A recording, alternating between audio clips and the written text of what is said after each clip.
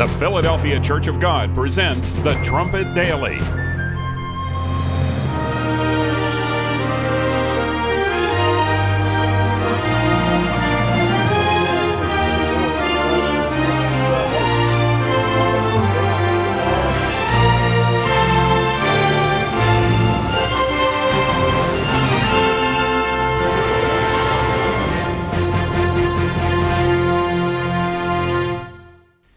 A little over a month ago, President Obama announced the complete withdrawal of the U.S. troops from Iraq by the end of this year, and they were trying to hammer out some negotiations where U.S. soldiers could stay in the country for a bit longer, but the Iraqi officials, under heavy pressure from Iran and from Shiite factions, in Baghdad or around Iraq, put the pressure on officials in Baghdad, and it basically ended in a severed alliance between the United States and the Iraqi officials. Now, while the United States might want to put some kind of silver lining on this story, that it represents a victory of some sort, it obviously doesn't, and I think any clear-thinking analyst will tell you that this really is a shameful defeat for the United States, pulling out of Iraq at this time, with this kind of pressure that we're facing in the Middle East, with all the developments that we've seen in the Middle East just in this past year. One retired Army General, John Keane, who played a significant role in the surge back in 2007, called the decision an absolute disaster, pulling out of Iraq. He said it would be an absolute disaster, and it would run the risk of Iraq being strangled by its neighbor, Iran, of course. He said, "We won the war in Iraq, and we're now losing the peace." But really, looking at it in the 10-year perspective here, you have to question whether or not we even won the war. We did remove Saddam Hussein, of course, but what have we really won if we can't maintain the peace? If Iran all the while is gaining in strength, which it obviously is, General Keane added, "We're losing the peace because the number one strategic enemy we have in the region is Iran, and as a result of us pulling away from Iraq," he says, "we're losing our influence in Iraq, and the Iranians are gaining influence there." So we're losing influence there, but really we're losing influence all across the Middle East, aren't we?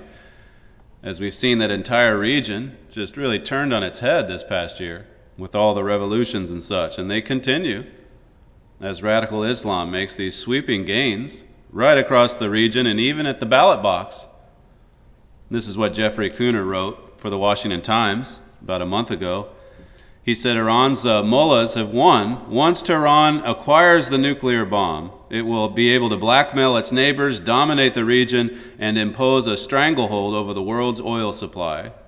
He says, "The trend is clear. American power is in retreat. America's power is in retreat." On November 7th, the Weekly Standard featured an article titled "Defeat in Iraq, Defeat in Iraq," and the subtitle read, "President Obama's decision to withdraw U.S. troops is the mother of all disasters." It's a disaster. The article says the United States can leave Iraq alone, but Iraq will not leave us alone. American national security strategy on a central front in two conflicts is now a smoking ruin. It may be some time before the full weight of this defeat is apparent in newspapers or on television. Its effects will be felt increasingly, however, as America's leaders grapple with a rising and nuclearizing Iran and the reemergence of al-Qaeda franchises in the Arab world. Already you have Iranian officials gloating over their victory.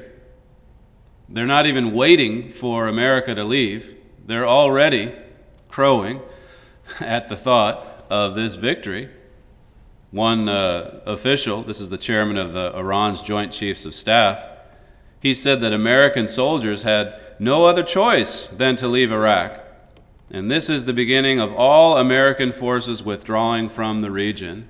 It's such a huge, huge victory for Iran. And it is the beginning of full withdrawal from the region. Look at the influence, as I said, that's already in decline. This is what an Iranian foreign minister or foreign ministry spokesman had to say. He attributed the pullout of U.S. forces to the resistance, as he said, put up by the Iraqi people, government, and clerics. He goes on and says, if the United States had been capable of maintaining its military presence in several parts of the world, U.S. officials would not have made such a decision. See, it really gets back to U.S. capability as well. I mean, if we really wanted to, we would. If we were really capable, we could. There were negotiations, of course, in Baghdad that broke down. But we also see things breaking down here in the United States. And President Obama's administration is under pressure here at home, too, to do something, to scale things back, to save money, to save American lives. We've lost 6,000 U.S. soldiers in Iraq since the war began back in 2003. 6,000 American lives. It all makes that tough talk from 10 years ago seem like such a distant memory. Back when President Bush, who was the president at the time, talked about Iran being part of that axis of evil. This was right after 9/11. He spoke of how we're going to continue in this fight until every terrorist group of global reach, as he put it, has been found, stopped, and defeated. The United States would be relentless, he said, in finding them out. But we've obviously failed in that mission. And you can look back at the start of the war against terrorism and see that it was doomed to fail from the very beginning because we failed to look the problem in the eye. We failed to go after the problem head on, as the Trumpet was writing about back in late 2001. One of the biggest problems of all was that we called it a war on terror, choosing to fight a tactic rather than the real enemy, radical Islam, or the number one state sponsor of terror. These movements were not mentioned. These nations were not mentioned. Smaller fish were, and it was doomed to fail from the beginning. That's why we wrote, right after 9/11, that Iran would emerge from all of this stronger than ever. That's a direct quote from the Trumpet magazine.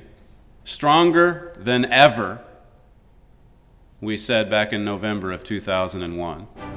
And today, Iran is stronger than ever. The Iranian head of the snake has emerged from this conflict, stronger than ever, completely intact, unquestionably the strongest nation in the Middle East, and it's now ready, poised and ready, to grab the spoils of war, to take it from America. Thank you very much, and move on. Of course, they won't say thank you. But they're ready. After Americans have spilled their blood in the fields of Iraq, and now we're essentially handing it over to Iran. That's what's taking place. Look at how fast these prophetic events are moving forward. Isaiah chapter 3, let's just look at this passage to begin with. Lightning quick, this is how fast prophetic events are now happening. What a pace. It's hard to keep up with. Mr. Ron Fraser made a few comments just the other day about how it seems like it's every day now that something significant is happening in Europe, in the Middle East, here in the United States. Every single day. Isaiah chapter 3. Another article that appeared recently was posted at the Claremont Institute website titled The Lost Decade, and this was written by Angelo Codavilla. We've quoted from his book previously. But in this essay, he writes that in world affairs, the most significant long-term result of the post-9/11 decade is the transformation of the U.S. armed forces into a constabulary or a peaceful force designed to occupy unfriendly peoples, while our policies attempt to build them into friendly nations. He writes, this shifting of the American military mind, transforming war into nation building, started during Vietnam and accelerated in this decade. There's a change in the mindset, he writes. And the way he writes it, it makes me think about what Mr. Armstrong said, what he was saying back during Vietnam, how that America had won its last war. And here, Mr. Codevilla talks about how the mindset is different today. We no longer fight wars. We try to build friends instead, and it's not working. The United States no longer fights in order to win at all cost. Instead, we occupy, and we try to win over the enemies by either paying them off or appeasing them, however we might do it. And then finally, this is the final step in the process, we commit to a full withdrawal after we see that the plans never work. They never materialize. We can't buy the friends. We can't win them over. And it's led to an astonishing string of defeats. You don't even have to be a historian to see it. The string of defeats has been obvious, and our military might is weakening by the day. It's weakening because of this strength that's being spent in vain. Here's one example. Codevilla says the material aspects are easy to note, whereas a generation ago the Navy had some 600 combatant ships. Today it has 284. He says, ever fewer of which are fit for controlling the open seas, the role appropriate to an island nation's navy. I mean, we're so far removed from the other nations of this earth. How well can we project our power when you have a navy that's not even half the size of that it was a generation ago? These are not just a few cosmetic changes that we see happening. I mean, what we're witnessing is a massive and dramatic drawdown of forces, of military strength. And pulling out of Iraq is just one symptom of this terminal illness that the United States has. Just one. Isaiah 3 here, verse 1, it says, for behold, the Lord of hosts, does take away from Jerusalem and from Judah the stay and the staff, the whole stay of bread and the whole stay of water. God is talking about a total disaster here. That's what it's leading to in the short run. I mean, Jesus Christ is returning to this earth. He's going to stop the insanity. He's going to save mankind from himself. We know that from the prophecies. But before that happens, God is talking about total disaster for our peoples. And we're witnessing the beginning stages of that collapse right now. What will happen when panic sets in? What happens to the shelves that are lined with food right now when those supply lines are cut? Verse 2 says, the mighty man and the man of war, the judge and the prophet, and the prudent and the ancient, the captain of 50, and the honorable man, and the counselor and the cunning artificer and the eloquent orator. God here, through his prophet, is talking about a dearth of strong, masculine, male leadership in Israel today, in the descendants of ancient Israel, in those nations that are the United States and Britain and those other Commonwealth nations. We see this lacking of leadership. The man of war, as it says there, the great military generals, in other words, the captains of 50, the leaders, the leading men. Where are they? God's taken them away. Again, from Codevilla's article, he says the fact that more officers who finish their initial military obligation, Army and Marine captains, Navy lieutenants, now choose to leave the military than new officers choose to join is an accurate barometer of their discontent. He writes, they and the military families that discourage their children from becoming officers blame the top brass for designing operations that please politicians at the cost of wasted lives and lost wars.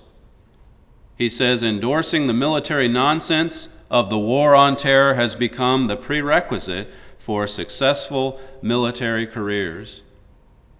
In other words, if you want to move up the ladder in the military today, you've got to get behind the nonsense that's coming out of Washington.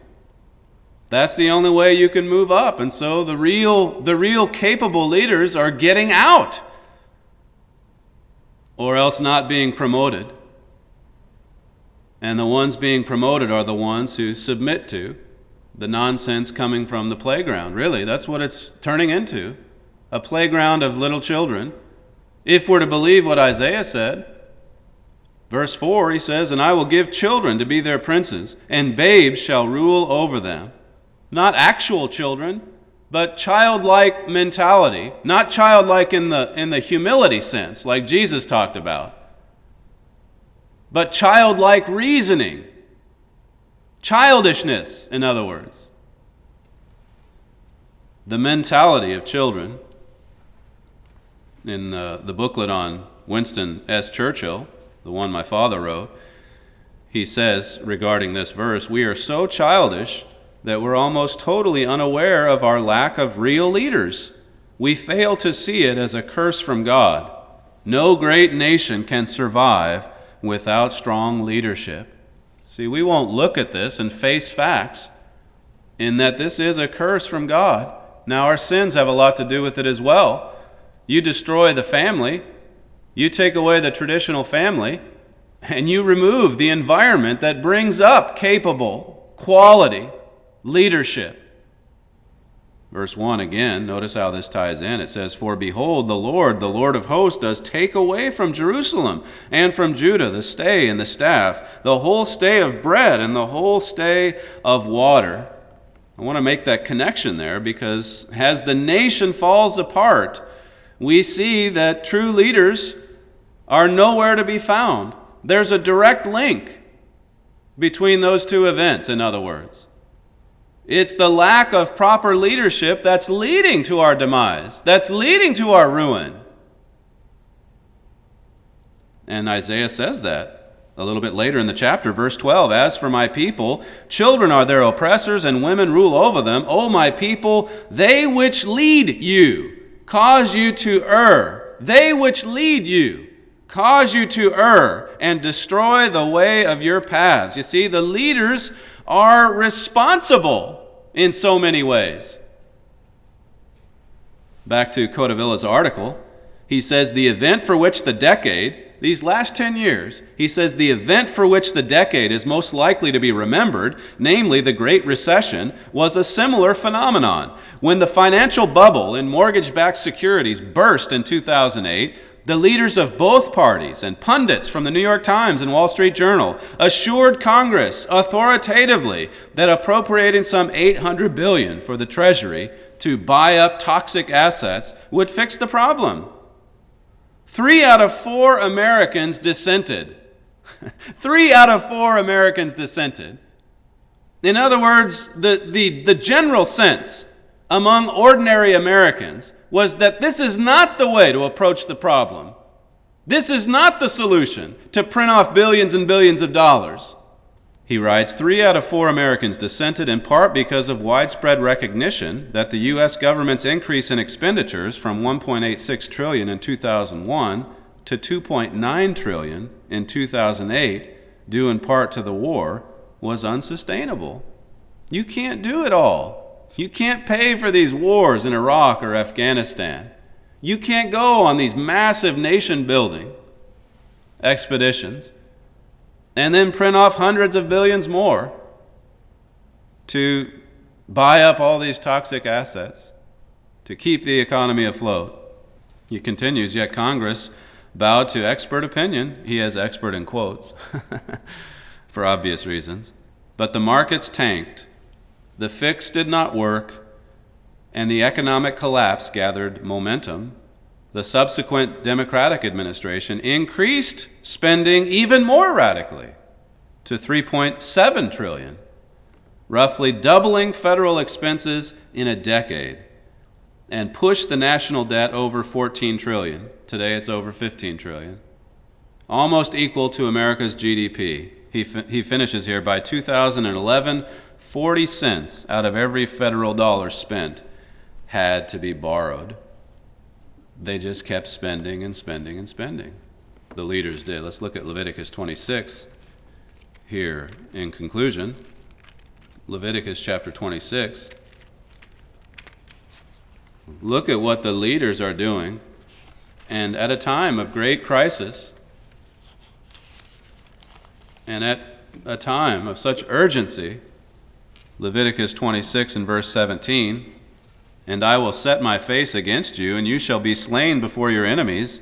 They that hate you shall reign over you, and you shall flee when none pursues you. And if you will not yet for all this hearken unto me, then I will punish you 7 times more for your sins." Now, we've gone through this before, Leviticus 26, Deuteronomy 28 also, the blessings and cursings chapters, directed at modern-day descendants of Israel, saying that we would be blessed if we looked to God and obeyed our God, and yet cursed for disobedience.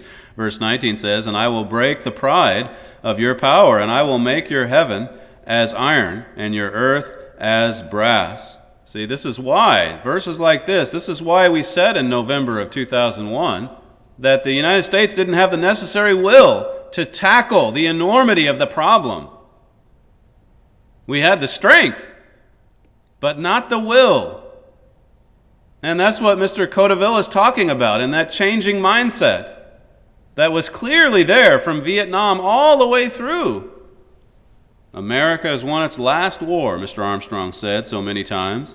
Back to Codeville's article, he says, recognizing that the regimes and the cultures that spawn terrorists are the problem would force our leaders to acknowledge how mistaken they were in fostering those regimes and how monumental the task of dealing with them really is. I mean, that would have made a difference, just recognizing the enemy early on. But he says, by fighting small fry, our leaders can pretend to be waging patriotic war while also pretending that hostile regimes are really not so hostile and that dallying with them had been the right thing to do all along. Thus did the crafting of operations that are not part of a plan for ending the war, operations that combined intrusiveness and fecklessness, open America to worse than terrorist acts. It made matters worse. It was, as I said, doomed to failure from the beginning. Verse 20 here in Leviticus says, "And your strength shall be spent in vain, for your land shall not yield her increase, neither shall the trees of the land yield their fruits." See, strength spent in vain. It's interesting there that God inspired the word spent. Obviously, it's talking most about the intense effort and the armaments and all those things that we've put into our projects. But along the way, as you know, those things cost money, and we've spent hundreds and hundreds of billions of dollars, trillions really, when you add all of the fields of battle in the war against terrorism. America's national debt, as I said, it's blown past $15 trillion. At 9/11, it was $5.7 trillion. Those are monumental shifts. And then what do we have to show for all of that effort, for all of that money that we've spent? We've lost the war in Iraq, the situation with Afghanistan, particularly now with tensions with Pakistan on the rise. That's soon going to follow right after. Then we've seen all the events from this past year, the so-called Arab Spring, which has just spread radical Islam, as we've removed some of the leaders that held it at bay. Codevilla says, "Silliness hides what ought to be the basic distinction in international affairs between regimes antagonistic to American interests and those that respect those interests. It hides the question of what opportunities the situation might offer for advancing those interests. Thus, our ruling class helped overthrow Egypt's regime despite its 30-year alliance with us. but did nothing to overthrow Syria's, whose 40-year record of opposition to America includes using the terrorist group Hezbollah to kill Americans. See, it's just silliness, childishness. It used to be we'd fight against our enemies and we'd support our allies, but not any longer. Things are very different today, and you can see that, certainly, in these last 10 years. What a decade it's been, these last 10 years. Since the beginning of the last hour, as we wrote about early on in 2001, and then just months later, 9/11 exploded in our faces. And look at what's happened since that time. Now we're accepting defeat in Iraq. The economy is broken. Social unrest is now spilling into the streets. It's been a decade of defeat for the United States. That's the truth. That's what we're seeing. Mr. Armstrong asked in the United States and Britain in Prophecy, do you think so great a fall could not come to so great powers as Britain and America? That might have seemed like a crazy question decades ago when he wrote that, but not anymore. Doesn't seem crazy anymore. He went on to say how the handwriting is on the wall. Mark Stein picked up on this analogy in his book, After America, comparing America to Belshazzar's at Babylon. You can read about that in Daniel 5 sometime. An interesting comparison. But Mark Stein said, we're not facing decline. We are already in it. He said, what comes next is the fall. Fast, sudden, off the cliff, if only because the Obama spending binge made what was vague and distant, explicit and immediate. The pace of prophetic events will only accelerate further from here on out. Now we need to be thinking about how fast these latter-day prophecies are being fulfilled. We are, after all, living in the very last hour before Christ's return. Today's free literature offer includes this reprint in the Trumpet Daily series, The Biggest Threat to America's National Security. This handout is packed with 3 important articles on the subject of God's blessings and cursings. Just call the number on your screen and we'll mail you a free copy of this reprint right away. There's no cost or obligation. All of the literature we offer you on this program has already been paid for. Now when you call, also ask for our free booklet, The United States and Britain in Prophecy. It's one of the most popular books Mr. Armstrong ever wrote. This 200-page study will reveal where the end-time descendants of ancient Israel are located on earth today. You simply cannot understand Bible prophecy without this all-important master key. Also included within this inspiring study, you'll learn more about how blessings come as a result of obedience to God. So call the number on your screen and obtain your own free copies of the PDF handout and the United States and Britain in Prophecy. If you'd like to order the literature right now or download it, just visit our website at thetrumpetdaily.com. Call the number on your screen or visit the website to request the PDF handout and the United States and Britain in Prophecy. Thanks for joining us today, and we'll see you again next time.